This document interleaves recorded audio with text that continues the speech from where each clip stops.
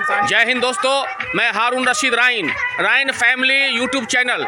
मैं अभी मधुबनी जिला के बेनीपट्टी अनुमंडल कटैया गांव में पहुंचा हुआ हूं।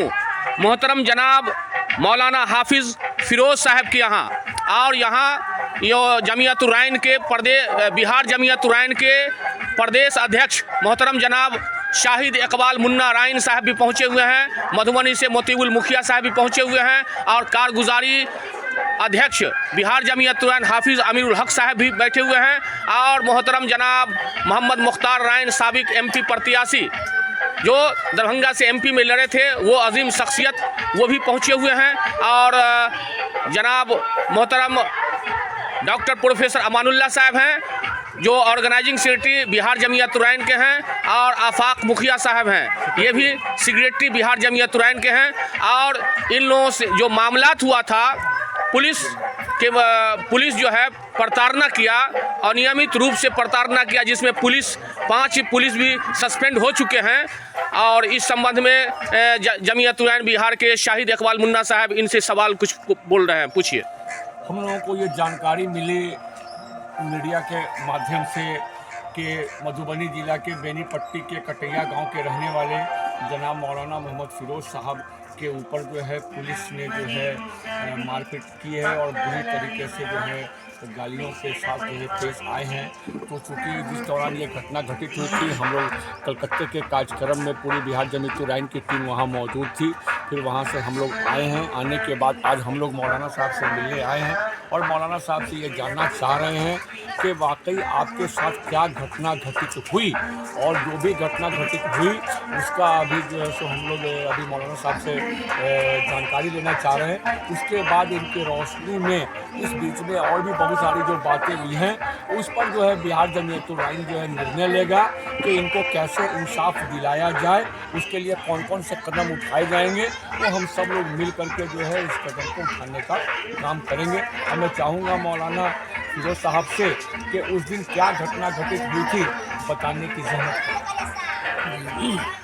29 जनवरी 2025 को मैं अपने ससुराल सुनई से आ रहा था, और लगभग 9 बजे के करीब का टाइम रहा होगा। सुबह कोहरा काफ़ी लगा हुआ था। मोहम्मदपुर पुल पर वाहन चेकिंग चल रहा था। मैं समझ नहीं पाया कि कोहरा की वजह से आवाज़ दिया, मैं आवाज़ सुना, लेकिन थोड़ा सा कदम गाड़ी आगे रुकी तो गौरव कुमार DSP साहब हमारी गाड़ी पे लाठी मारे। हमने कहा सर क्यों मार रहे हैं, तो सर क्यों कहा। उसके बाद मेरे गाल पर एक थप्पड़ मारा, उसके बाद दाढ़ी पकड़ के बाल पकड़ते हुए घसीटते हुए रोड पर ले गए। उसके बाद थप्पड़ से उसका मुक्का थप्पड़ जितना चाहा मारा, उसके बाद लाठी से मारा। मैं अधमोरा हो गया, मैं बेहोश हो गया। बाद में मुझे पुलिस वाहन में डाल दिया गया। हमारे पास जो चाबी और जो पर्स वगैरह था नहीं, वो सब मोबाइल वगैरह सब जब्त कर लिए। बाद में जब होश आया तो मैंने कहा सर मुझे कॉल बात करवाइए, लेकिन किसी पुलिस वाले ने मुझे बात नहीं करवाई, और कहा कि तुम अभी DSP साहब जो चाहेंगे वही होगा।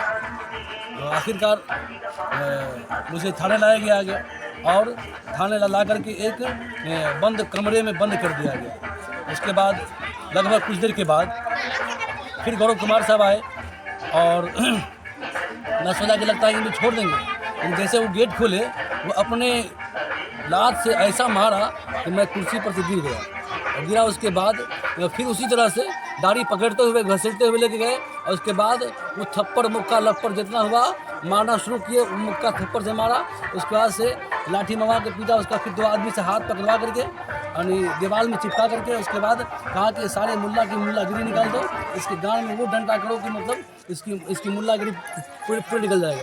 तो पैंट के ऊपर ही इतना लाठी चलाया, यानी एक आदमी मारा ही, प्लस वो खुद मारा, प्लस और लोगों से पिटवाया। उसके बाद हम कितनों कहते रहे कि मुझे छोड़ दीजिए सर, छोड़ दीजिए, मैं पैर पकड़ता हूँ। कहा तुम क्या करते हो, तुम्हारा बाल बड़ा है। मैं कहा कि मैं मस्जिद में रहता हूँ। मौलवी साहब कहा कि तुम मुल्ला हो, तुम्हारी मुल्लागिरी निकाल दो, तुम आतंकवाद हो, तुम्हारी आतंकवादी छुड़ा देंगे, और तुम आज दुआ कर, तुम्हारा अल्लाह भी आज तुमको नहीं बचाएगा, तुमको तुम्हारे बाप के सामने पीटे। मैं कहा मेरा बाप इंतकाल हो गया है। कहा तुम्हारी माँ के सामने पीटेगा, हमारी माँ मुंबई गई हुई है।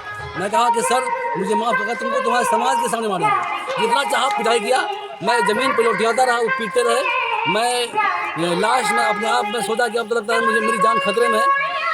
यहाँ तक कि उसके बाद भी कहा अगर पानी मांगे साले के मुंह में डंडा कर दूँ, गाल में डंडा कर दूँ। मतलब जो प्रतिकूल लफ्ज़ का प्रयोग किया गया।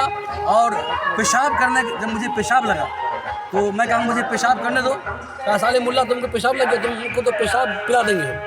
और पेशाब यानी 2 मरतबा बहुत जिद के बाद 2 मरतबा मुझे पेशाब करने के लिए हमको जाने दिया बाहर। और मैं कितने कहा मुझे एक कॉल मेरे घर पर खबर दे दीजिए, कोई खबर नहीं दिया। मैं एक अनजान व्यक्ति को खिड़की से देखता रहा, कोई आदमी मेरे करीब आएगा तो मुझे पानी पिलावे और कम से कम एक नंबर मेरा लेकर के घर पर खबर दे दे। मैं एक कागज़ पर, मेरे पास जेब में कलम था, एक कागज़ वहीं पर जो गिरा हुआ था उस पर उठा करके मेरा नंबर लिखा। और लिखने के बाद मैं उस अनजान आदमी को जानता भी नहीं हूँ, उसको मैं नंबर लिख के दिया। अल्लाह ताला उसकी उम्र में बरकत अता फरमाए। उसने मतलब हमारे घर में खबर दिया। मैं फिर भी इंतजार में लगा रह गया और मेरी आँख से आंसू का एक कतरा नहीं निकला। तो कहता था कि अच्छा तुम चोर चक्का हो, डाकू, तुम्हारे आँख से आंसू नहीं निकल रहा है। लेकिन और मैं परेशान रहा।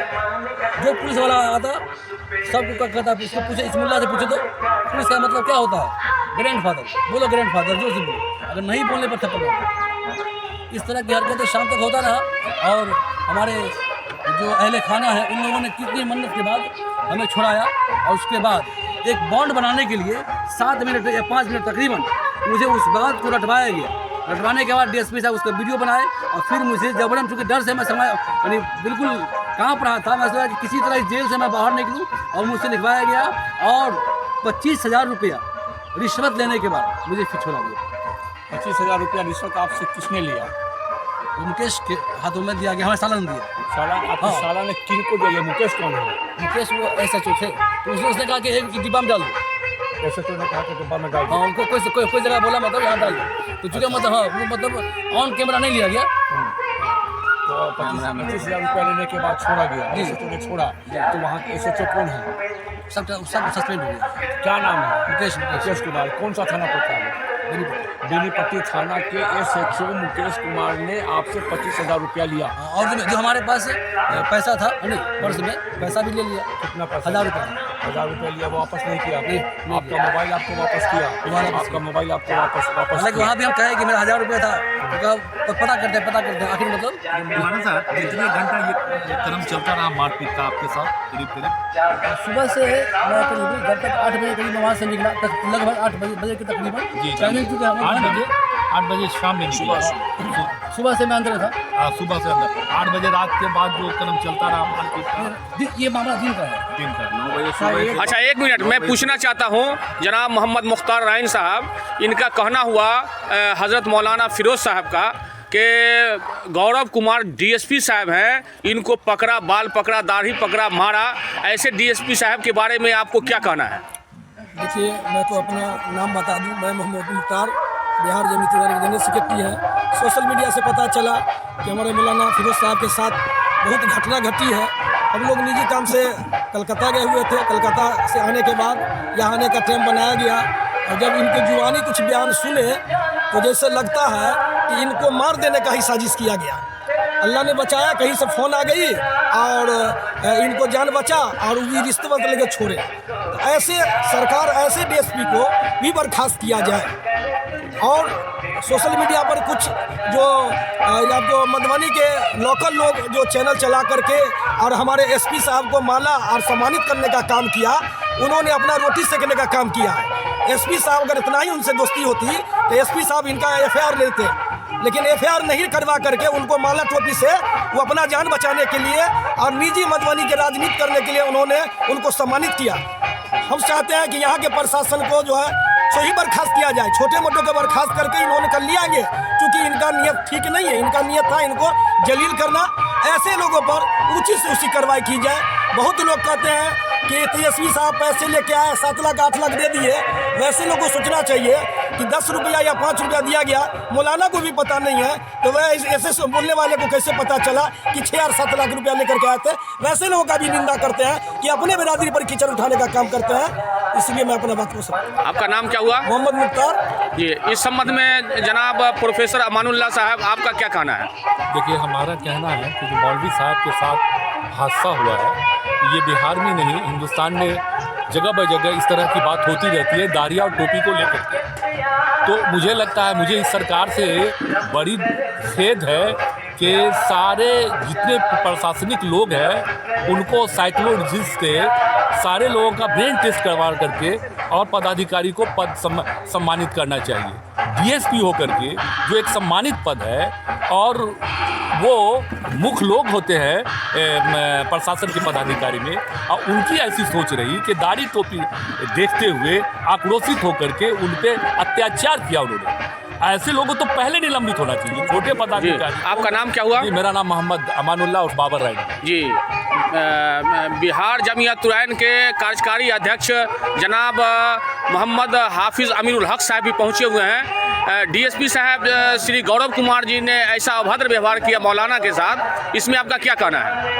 जी, हमारे सदर मोहतरम और जनरल सेक्रेटरी और संगठन सचिव ने तो बहुत ही तफसील में बात रखी है। बहुत अफसोस हो रहा है कि हमारे मौलाना फिरोज साहब के साथ जो जुल्म ज़्यादती किया डीएसपी और उसके कांस्टेबल, तो उसकी सबसे पहले तो निंदा करते हैं, उस पर लानत भेजते हैं कि एक शरीफ और इज़्ज़तदार लोगों के साथ जो हरकत किया वो सरासर गलत और जुल्म है। जो बातें कहनी थी तमाम हमारे भाइयों ने कह दिया, लेकिन मुख्तसर में मैं एक बात कहूँगा कि एफआईआर के बारे में मुझे जानकारी नहीं है कि अभी तक एफआईआर का काम कहाँ तक आगे बढ़ा है। मैं इस सोशल मीडिया और आपके चैनल के द्वारा मैं वादा करता हूँ कि अगर इनके साथ एफआईआर में जहाँ कहीं भी कोई कमी होगी या एफआईआर और केस लड़ने में जहाँ तक ज़रूरत होगी तो हम बिहार जमीयत उलैन के पूरे टीम के साथ भरपूर मदद करने को वादा करते हैं। जितना पैसा खर्च होगा, सुप्रीम कोर्ट जाने की ज़रूरत पड़ेगी तो उन लोगों के खिलाफ में जाने का मैं काम करूंगा। मैं पूरी टीम की तरफ से ये वादा कर रहा हूं और आपके चैनल के द्वारा ये लड़ाई आगे बढ़ाने के लिए वादा कर रहा हूँ। जी जनाब मोतीबुल मुखिया साहब, आप भी पहुँचे मधुबनी से, इसमें आपका क्या कहना है? हम तो आए थे, तेजस्वी सर भी आए थे तो हम आए थे। ये तो बहुत जो ये यूपी में पहले सुनते थे उस तरीका का यहाँ फर्स्ट घटना, ऐसे तो घटना होता रहता है लेकिन ये बहुत बड़ा घटना हुआ है सर। तो हम जिस तरीक़ा से देखते हैं 5 को जो सस्पेंड किया है, ये 5 उतना गुनहगार नहीं है जितना प्रशिक्षित डीएसपी गुनहगार है। उसको सिर्फ यहाँ से चेंज कर दिया गया है, उस पर कोई कार्रवाई नहीं हुआ है सर। ठीक है, आपका नाम क्या हुआ? मैं मोहम्मद मोतीबुर रहमान, पूर्व मुखिया पिहवारा। अच्छा, ठीक। हम तो कहते हैं सर कि उस पर एफआईआर होना चाहिए और उसका नौकरी जाना चाहिए। ठीक जी। यहाँ पर जनाब मोहतरम आफाक मुखिया साहब हैं जो बिहार जमीयत उलैन के सेक्रेटरी हैं, आपका क्या कहना है? 1 मिनट में बोलिए सर। जी सर, मौलाना फिरोज साहब की जानकारी मिली और घटना की जानकारी मिली, फ़ौरन हम आए। आने के बाद तेजी से सभी आए हुए थे, बहुत सारे लोग आए। आने के बाद बहुत दुख हुआ और बहुत ये घटना दर्दनाक घटना है। ऐसा घटना नहीं होनी चाहिए, ये मानवता के खिलाफ घटना है और मानवता के खिलाफ घटना को बर्दाश्त नहीं किया जाएगा। और अब तक जो कार्रवाई हुई है और अब जो कार्रवाई हुई मौलाना फिरोज साहब की तरफ से, उसने हमारा बिहार जमीयत उलैन हर कदम से कदम मिलाने को तैयार है और दोषी व्यक्ति को सजा मिलनी चाहिए। इसके लिए हम टीम, बिहार की टीम, जमीयत उलैन की टीम जो है उनके साथ रहेंगे, कांधे से कांधे मिलाकर चलेंगे और दोषी व्यक्ति के ऊपर कार्रवाई होनी चाहिए और डीएसपी को निलंबित होनी चाहिए। इस बात की हम मांग करेंगे, सरकार से मांग करेंगे, प्रशासन से मांग करेंगे, सब लोगों से ये मांग करेंगे। इसलिए मैं अपनी बात खत्म करता हूँ। आपका शुभ नाम क्या हुआ? मोहम्मद आफाक आलम, सेक्रेटरी बिहार जमीयत उलैन।